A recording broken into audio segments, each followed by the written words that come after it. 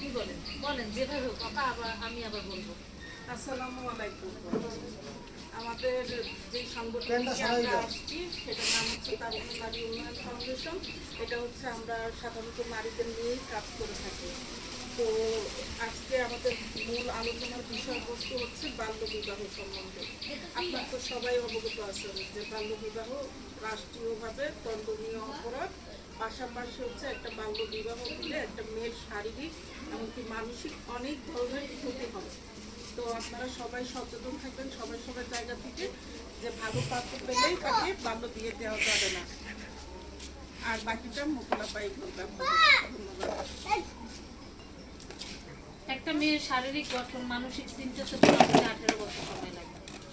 এই টাইমটা যদি আমরা ওদের বিয়ের আলোচনা সামনে করি, ওদের মাথায় একটা সিমটম ঢুকে যায়।